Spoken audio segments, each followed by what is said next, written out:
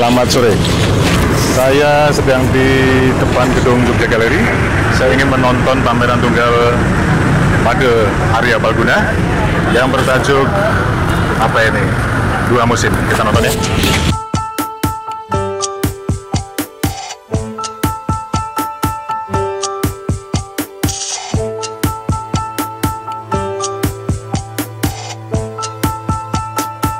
Nah, saya ketemu langsung dengan senimannya ini. Halo Bro Palguna, apa kabar? Terima kasih Mas, sudah datang. Oke, Ya, kabar baik, kabar baik. Saya kebetulan ketemu senimannya, langsung bisa ngobrol. Ya. Dua musim. Iya, betul. Ya. Dua musim ini tema yang menarik. Kira-kira lebih besar tentang pameran tunggal kali ini seperti apa ya? Ya, dua musim ini sebenarnya ibarat ketika saya mencoba bercerita tentang pengalaman. Kan kebetulan saya 4 tahun yang lalu pindah ke Bali. Lantas ada suatu hal yang mungkin saya ingin ceritakan. Lantas begitu juga apa yang saya alami di Jogja. Jadi dua musim ini lebih banyak menceritakan ketika posisi saya harus terbelah dia ketika harus memikirkan Jogja dan Bali sendiri, karena memang saya lahir di sana gitu. Itu sebelum pandemi berarti ya pindah ke sana? Iya, sebelum 2017. Problemnya apa dengan dua dunia yang sebetulnya nggak beda jauh, atau sebetulnya ada satu hal yang prinsipil perbedaan prinsipil menurut Anda? Iya, kalau dua musim ini ada beberapa, secara kultur sih sama ya, kita sama, begitu juga dengan etos kerja saya hampir sama, karena kondisi kan kembali ke senimannya. Itu yang perbedaan mungkin lebih ke apa yang saya alami secara personal. Jadi ketika saya ada di Bali, adanya benturan dengan ya entah itu saudara, orang-orang, karena memang ada hal hampir 25 tahun kan saya tinggal, meskipun ada acara mudik, ada apa, tapi enggak secara intens bersinggungan. Nah itu saya ceritakan, saya coba ungkapkan. Nah, begitu juga ada hal-hal kesamaan yang mungkin terjadi yang saya alami di Jogja, atau itu ada sedikit kesamaan yang saya ungkap di sini gitu. Ya, cuman saya memvisualkan lebih kayak sarkasme, jadi halus lah, nggak secara frontal gitu ya. Oh, eufemistik. Ya. Sarkas. Ya, seperti ya. Ya, betul. Ya. Nah, ini menarik karena saya lihat sementara ini ya, secara visual, anjing-anjing dalam karyamu sudah minim ya. Itu yang bukan minim sih, masih ada anjing-anjing, cuman karena plot tema besar yang kita anggap lebih ke human ya, figur-figur manusia ketika interaksi antar manusia. Jadi anjing itu sebagai bagian aja. Jadi secara artistik masih beberapa saya anggap ya. Jadi ini mungkin dalam bahasa yang sempat populer itu in between gitu ya. Ya, in between. Tapi itu juga nyoal lagi-lagi soal identitas lagi kan? Iya, benar. Jadi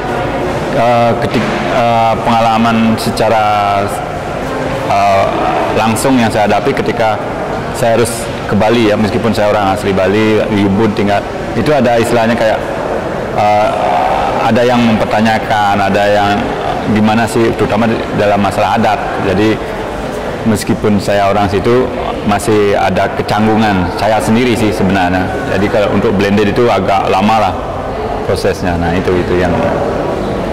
Jadi kayaknya pengen langsung nih, konkretnya bagaimana ide tentang dua musim itu dibumikan dalam karya-karya Palguna. Mungkin bisa menceritakan contohnya karya. Ya. Ini karya 3 dimensi nih. Iya. Nah ini di sini dah. Besar gitu ya. Ini sebenarnya saya memvisualkan, mengibaratkan saya terpecah. Jadi kepala ada di pulau satu, tangan ada di pulau satunya lagi. Jadi sebenarnya ada 3, cuman kaki belum. Jadi belum ketika karena keterlambatan. Jadi di sini saya mencoba memvisualkan kepala dengan segala pemikirannya gitu loh. Dan ada gerapiran-gerapiran. Sebenarnya ada bahasanya ini, cuman karena saya secara apa ya, saya nggak pingin juga permasalahan saya diketahui atau apa. Jadi saya tulis dengan huruf-huruf kaligrafi Jawa, ada beberapa kaligrafi Bali gitu. Jadi ini pengabdian saya ketika saya terbenam dengan larut dengan apa di satu pulau dengan permasalahannya gitu. Begitupun Ini menarik nih.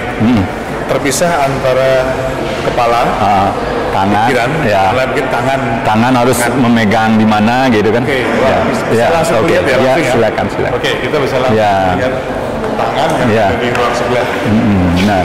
Nah, ini menarik karena tangan ini ada gerak khusus. Iya. Gesture khusus. Iya, kayak gini. Gimana? Iya, memang. Jadi tangan ini saya bikin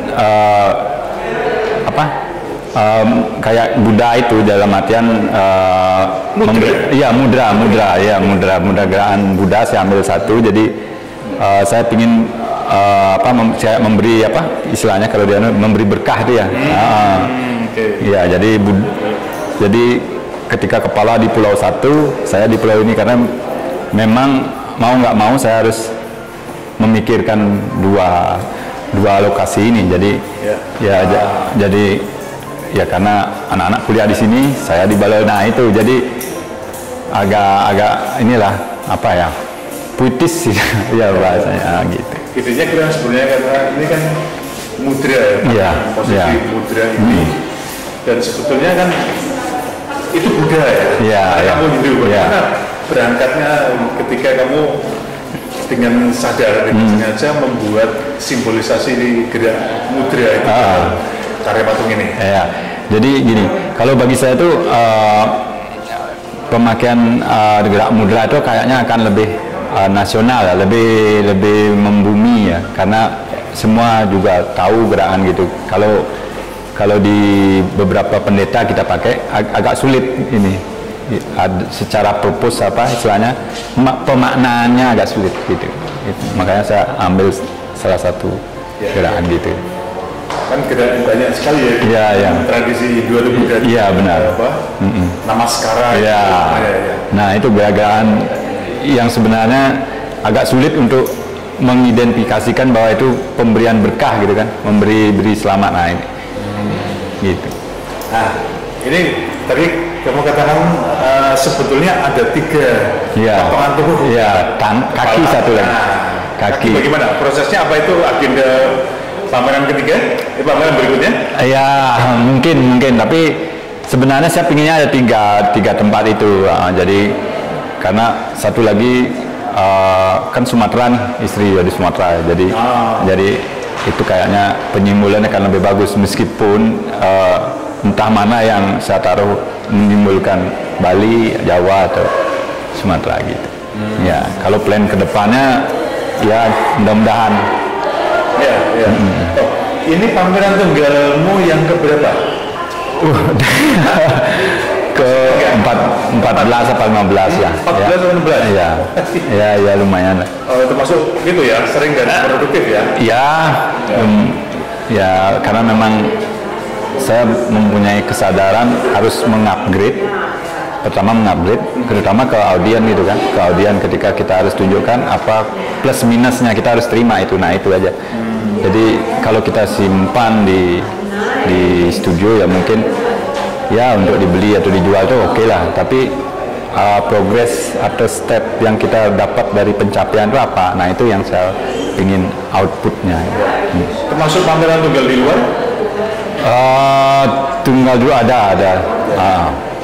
Nah, sebetulnya ide pameran ini banyak juga dipicu oleh problem apa lagi selain soal itu? Ya sebenarnya lebih gini juga yang seperti instalasi di atas ya, mungkin yang rambut itu. Itu kan saya coba gini ketika awal datang gitu kan. ada beberapa entah itu saudara atau orang yang saya lihat agak gini lah istilahnya apa, ada benturan-benturan, sekat-sekat mereka kan, meskipun mereka bersaudara. Jadi makanya saya gambarkan ada lukisan root di atas itu, bahwa sebenarnya meskipun ada benteng-benteng di antara kita satu ibu. Ya ini rambut itu. Ya. Shit itu ya? Ya. Judulnya shit itu bukan? Root. Ya. Gitu. Jadi di situ saya gambarkan ada tembok-tembok, lantas ada orang, ketika mereka berbenturan ada sekat, mereka harus jangan lupa bahwa kita masih satu ibu. Nah itu dilanjutkan dengan instalasi itu. Gitu. Sebelum kita lihat ke sana langsung ya instalasi, mungkin kita bisa juga ingin diberi gambaran tentang yang naratif tentang secara umum karya-karya yang dua dimensi ini. Oke. Ini ada pergeseran yang cukup besar nggak dalam visualisasi karya-karyamu? Kalau secara visual, Kena cahaya. Ya, kalau secara visual sih sedikit pewarnaan, mungkin pewarnaan beberapa yang lebih detail lah dari sebelum-sebelumnya. Karena saya lebih cenderung ke menggali tema yang saya angkat. Jadi kadang-kadang enggak saya garap sedetail yang lain, makanya ada beberapa variasi karya yang dengan cuma teknik karkol, ada tinta aja, ada pewarnaan itu yang. Ada eksperimentasi yang apa yang diupayakan di pameran kali ini? Eksperimen secara visual? Secara visual, secara gagasan barangkali? Ya, pertama mungkin tentang penggunaan karkol dan instalasi dengan rambut itu sendiri, lantas plat ini, patung-patungnya, karena memang bagi saya secara visual patung dibikin besar itu akan lebih shocking ya, lebih menarik karena itu mengangkat tema yang kita ingin tonjolkan gitu. Meskipun mungkin dianggap cukup mungkin cukup remeh tapi menarik ketika memajang karya lukisan yang lebih kecil dibanding frame-nya. Itu saya juga sebuah eksperimentasi ya menarik juga. Idenya dari mana itu? Bagaimana? Itu ya seperti ini ya. Jadi ketika karya, mungkin kita belum ngomong itu, karya seperti ini. Jadi karyanya kan monte down board ini, monte down board. Lantas ketika saya harus di frame aja sih, harus dibingkai, masa harus kayak gitu. Nah, kebetulan saya punya kanvas kosong, lalu saya coba, ini bagus nih. Nah ini, begitu juga dengan itu. Jadi proses dapatnya ide itu ketika ada pemotretan. Jadi ketika si pemotret minta double tip untuk masang, saya kebetulan punya frame, jadi saya frame taruh situ, terus lukisnya taruh aja foto. Nah ketika di foto itu timbul ide kenapa nggak dipajang seperti ini. Nah mungkin ya keberanian aja, dan ada unsur main-main itu yang bikin saya berani menampilkan lah, karena memang kayak nggak ready tapi unik juga ternyata gitu. Jadi tidak konvensional lah ya. Iya, benar. Sesuatu yang berbeda gitu. Itu. Nah, kemudian kalau gagasan pameran dengan pameran untuk sebelumnya itu cukup melompat jauh nggak dengan yang sekarang? Kalau ya agak melompat, karena memang kemarin pameran tunggal yang terakhir di Sika Gallery itu memang betul-betul tentang pandemi 2021. Jadi itu puncak-puncaknya. Ya karena beberapa karya itu memang saya bikin ketika kita awal-awal pandemi, jadi nggak boleh keluar ya berkutat dengan material yang ada waktu itu. Nah itu jadi kayak karya itu memang jadi spesial karena momen, dan spesial karena beberapa material yang dipakai seadanya gitu kan, kayak karkol, larang, kertas, sama kanvas yang nggak dicat gitu kan. Nah itu kayaknya kita ingin langsung itu ya, nonton karya yang di atas ya, rambut Titi ya. Oke. Putar sini dulu. Ya, ini mungkin saya perlu jana.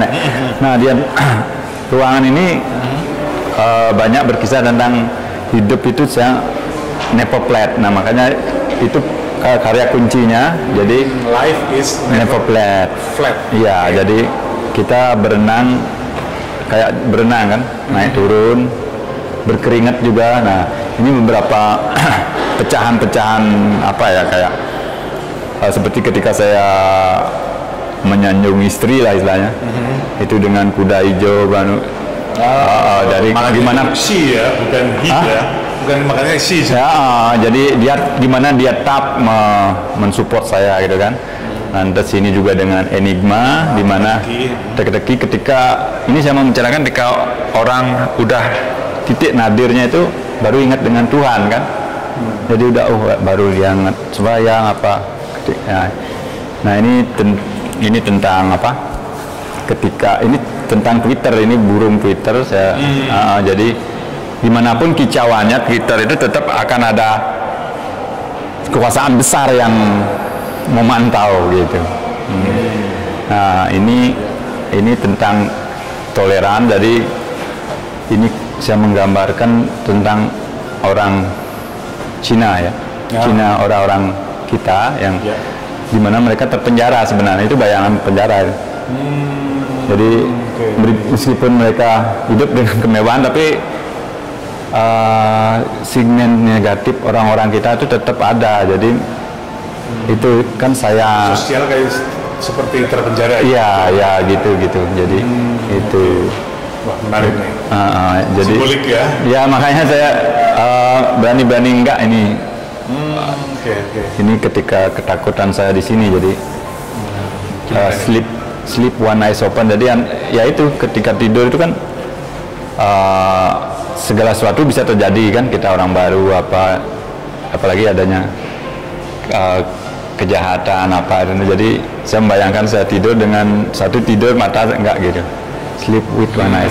Seperti harus berjaga terus. Iya gitu ya bahasanya gitu. Nah, ini seperti mengumpat juga ini. Iya, ini mengumpat. Jadi yang gerak gestur tangan ya. Iya, itu gestur tangan ya, karena ditampar kan. Jadi ya, jadi umpatan ketika kita nggak akan keluar ini kalau nggak di ibaratnya apa? Ada aksi. Ada aksi. Ya, betul. Iya. Senggol bacok. Ini langsung naik juga. Oke, ya, ayo. Tapi sisi yang lain menarik, kamu sebetulnya sudah beberapa kali atau mungkin sering ikut residensi ya? Iya. Di luar ya? Iya. Residensi itu seberapa penting sih bagi seniman, khususnya buat kamu lah ya? Oh, bagi saya itu sangat penting itu. Jadi apa ya? Ketika kita mengadakan residensi, kita banyak, pertama mungkin secara visual kita akan banyak gesekan kan. Lantas kedua, banyak ketemu kurator. Lantas banyak ketemu teman yang mau nggak mau itu akan mempengaruhi pola pikir, cara kerja yang selama kita masih mau menerima masukan. Karya rambut itu dari sini. Oke. Bisa ya, oke, sebentar. Karya rambut ya. Oke. Jadi di sini kan judulnya Hakiki. Jadi di sini saya menceritakan bahwa yang kuning kan laki-laki lah ya. Meskipun dominasi mereka tetap besar, tapi wanita dengan segala kelembutannya itu tetap yang mensupport kita gitu, yang memberi kita kenyamanan secara emosional gitu kan. Makanya ini ada beberapa rambut yang belit-belit gitu. Jadi mereka lah yang melahirkan anak-anak kita nanti gitu. Nah ini awal pertama, lantas jadi timbul ada berkembang idenya jadi ke situ. Jadi rambut yang instalatif itu ya. Ini yang eksperimentasi. Dari proses pemotretan ya. Menarik juga ini. Antara main-main dan menghindari konservatisme ya. Oke, ini menarik. Terus? Nah ini karya Ruth itu yang saya bilang. Ini ya, ini yang saya ceritain tadi, Ruth, di mana sekat-sekat antar kita itu tetap ada, cuman apa, kita tetap satu ibu gitu. Dan di nasional pun yang ditanyain pasti siapa nama ibu kandung kan gitu. Secara anu lah kita pleset kan, jadi seperti itu. Gitu. Ibu kota. Nah, Ibu Pertiwi ya, secara luas kalau kita. Nah. Dan ya, dan di Bali juga kan memang hal seperti itu kita harus ingat leluhur gitu kan. Nah ini, nah setelah pengembangan itu, idenya saya gimana cara memvisualkan secara gimana menerjemahkan fungsi ibu itu secara visual. Nah itu timbullah pemakaian rambut ini. Jadi karena saya menganggap rambut panjang itu kan ciri seorang ibu. Nah dimana ya jadi dimana dari ibu-ibu inilah akan lahir generasi-generasi kita gitu kan. Nah itu yang makanya saya pakai rambut sebagai visual dengan mengeluarkan embrio-embrio dari, saya menganggap ini embrio-embrio dari generasi yang dilahirkan para ibu gitu. Seperti kayak USG itu, ada yang kepala kelihatan, tangan, kaki gitu. Betul. Gitu. Iya. Memang secara abstrak karena anonim. Betul. Tapi beberapa karya seperti citra ya, wajah, ya imaji, ya, gitu. Secara material bagaimana nih? Pengadaannya atau? Oh kalau ini, kalau kebetulan di Bali kan ada ini apa? Penari-penari Bali itu pakai rambut panjang ya. Jadi memang ada tempat perkakas yang untuk penari itu mereka punya rambut. Nah itu saya beli 15 biji lah untuk ini. Lantas saya pakai kain belacu ini kanvas karena saya pingin kayak noda gitu loh, karena yang saya bayangin ketika membuat imaji ini bercak darah, melahirkan gitu.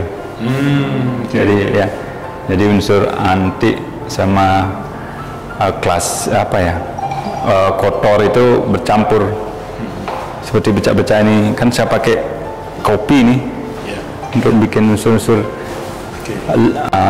letak apa ya, gitu ya, gitu kumal ya, kumalnya karena itu. Nah, rambut ini simbol yang menarik ketika kemudian dimunculkan. Pilihan untuk memilih rambut itu bagaimana? Ide-ide awalnya seperti dalam lukisan itu juga ya? Ya jadi ide awalnya kan gimana menerjemahkan peran ibu ke sebuah media visual kan.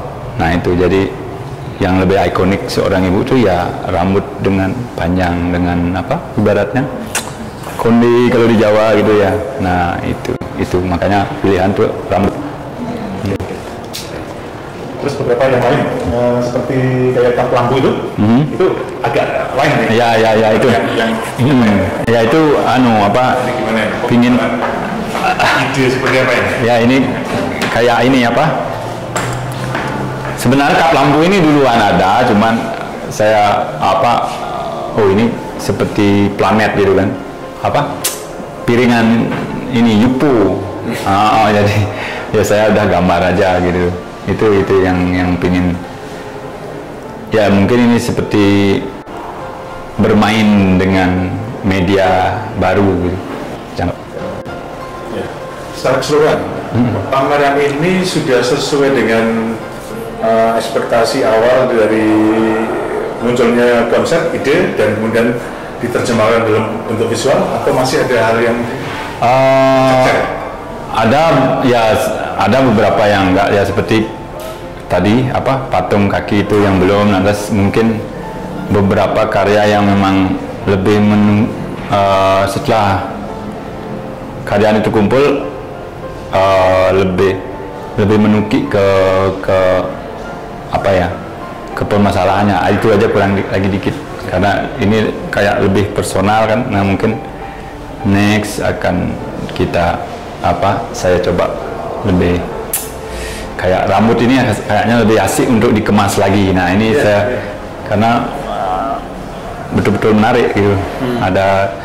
Ada unsur skala visual mistis juga kelihatan, terus ada hal yang tidak terduga pengembangan itu yang mungkin. Jadi ingat karya seniman Cina Guwenda ya, rambut itu juga gitu. Oh, Guwenda. Cina apa Singapura ya? Cina ya? Memang sempat di Singapura ya. Ya. Medium rambut ya. Ya. Keren itu. Ya, dia rambut dari beberapa negara ini. Itu konsep dia. Saya tahu itu. Dia kan dikencingin kayaknya itu. Iya. Saya tahu rambut itu lebih tipis dia. Jadi bukan kayak gini. Tahu. Nah, pameran ini merujuk pada judul dua musim, mengisyaratkan pada dua wilayah, Jawa Bali atau Jogja Bali lah ya. Iya.